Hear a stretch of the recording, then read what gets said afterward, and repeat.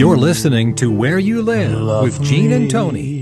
Tender, love me sweet, never let me go. This is Where You Live with Gene and Tony. We're broadcasting from the Concierge Landscape Studios. We're brought to you by Extreme Exteriors and American Family Insurance, the Kim Bennett Agency. It's time for a message from the Minnesota Multi-Housing Association. This MHA Minute is brought to you by Pest Control Services. When you need an exterminator, you need someone reliable and effective. Give Greg Keener a call at Pest Control Services, 952-894-9748. Pest Control Services is a proud member of Angie's List and a member of the Minnesota Multi-Housing Association. That's Pest Control Services, 952-894-9748. Tell Greg that Gene and Tony sent you. Did you know that the members of the Minnesota Multi-Housing Association, or MHA, provide over a quarter of the state's housing? That's housing for more than 1 million residents. The members of MHA agree to abide by a professional code of ethics, and they know that happy residents are key to a successful business. When you're out looking for your next apartment, remember that rental references are a two-way street. Before you rent, ask if the owner is a member of MHA. If not, ask why not, and tell them to visit mmha.com. That's two M's, mmha.com. If you're an owner or manager or even an accidental landlord, you owe it to yourself to learn how the Minnesota Multi-Housing Association, its classes, certification programs, resources, staff, and faculty can help you succeed. Don't be a good landlord. Be a great one. Visit mmha.com, mmha.com. So, Gene, you've really enjoyed our bumper music today because it's Elvis. It's yes, he's one of my heroes. And would you like to share with our listeners why Elvis touches such a spot in your heart? Because I always looked up to him as a kid. Okay, and, all right. And also yes, in a former life, for a while I was an Elvis impersonator. That's what I was getting at. That's what I was getting at. That's a very interesting story, and I hope we hear the whole thing someday. But I'm proud to say there are no tapes or videos anywhere of that. Dang. But and that was in a day before YouTube, wasn't it? Yes, it was. Thank God. Yes, it was a group called Slim Jim and the Beef Jerky. Was the name of. We'll just let it go with that. All right. Enough said. Before we go into our last story today, just want to tell our listeners the thing that I want you to remember is that we've got a couple free great gifts that we want to offer to you today. One is a subscription to our bi-monthly newsletter called What's New.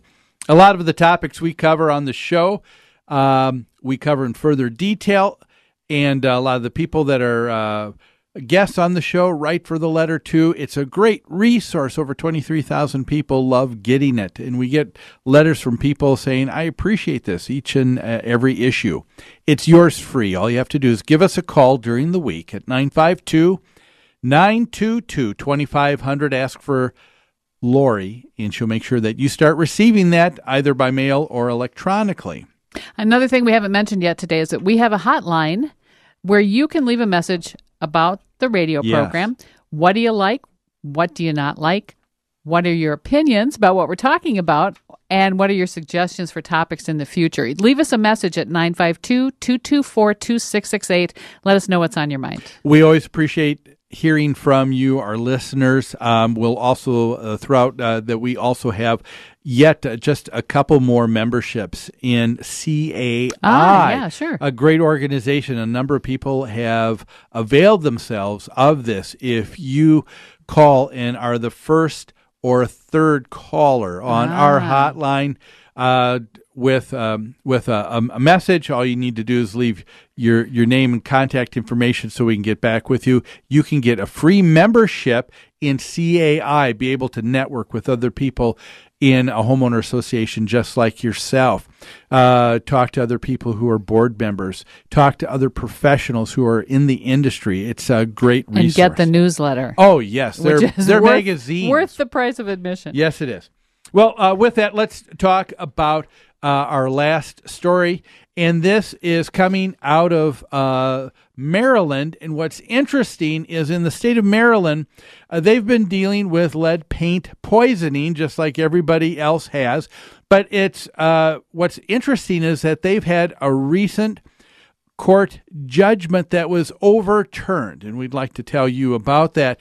It said just a few months ago, Maryland Appellate Court ruled that Baltimore's housing authority does not have to pay $2.6 million in judgment in a lead paint lawsuit. Two siblings brought the claim against the city and said they were exposed to lead paint as children when they lived in the public housing development where they lived. Did you eat a lot of paint chips when you were a kid?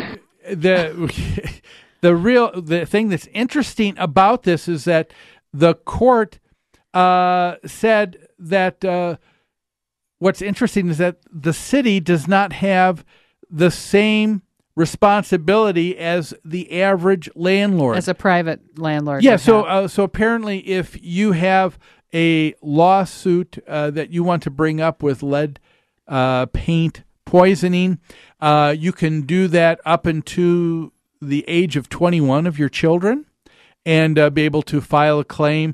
They said for cities and municipalities, they don't. That same thing isn't going to be afforded to those people. Yeah, they said private landlords, a lawsuit can be brought until you're 21. What's interesting, the executive director for the Housing Authority at Baltimore, here's what he said, Tony. He said, the Housing Authority neither has the means nor the independent authority to pay the judgments. So they're basically saying, well, of course we're not going to pay it because we don't have that money. We don't have the money. This is such a tough subject for landlords. I think it's a tough subject for me as a landlord, the whole lead paint question. But now we have this other issue where government entities get off where a private owner would not. Yes, so the city or municipality can put the thumb down on a private landlord and say, you've got this responsibility. If the private... Well, the courts will say, you have this responsibility. You have to pay this claim.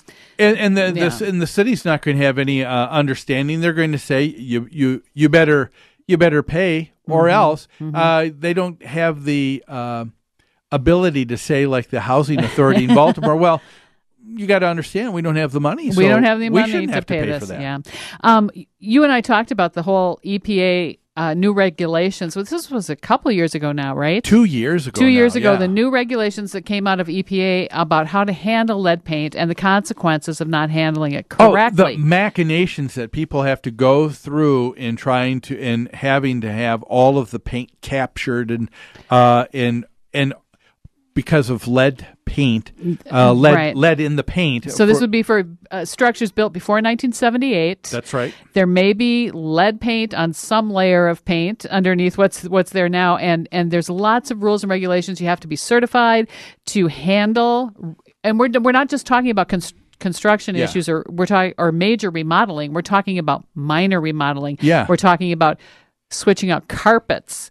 Testing that has to be done ahead of time. All it's done is ratcheted up the cost for people to do business and get things done. That's right. And the thing throughout that whole debate, or I guess there really wasn't one.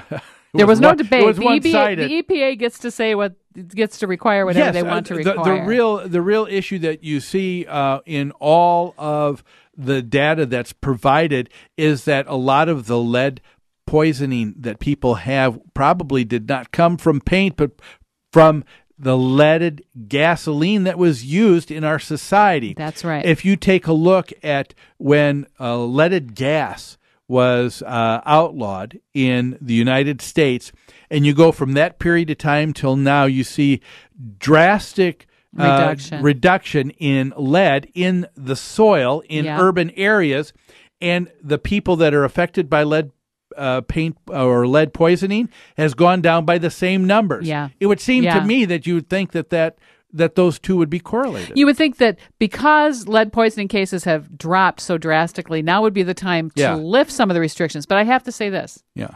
I want pre-testing of all renters that apply for an apartment so that we know their lead levels before they move in. Yeah, I mean, you're right. It probably should get to that point. So a landlord says, well, I'm not going to be responsible for anything other than what happens under my watch. That's right. Boy, yeah, crazy stuff. Well, folks, hey, that's all the time that we have for today. Thanks so much for listening to Where You Live with Gene and Tony. Have a great rest of the weekend. We look forward to seeing you here next Saturday on Where You Live at 10. By you.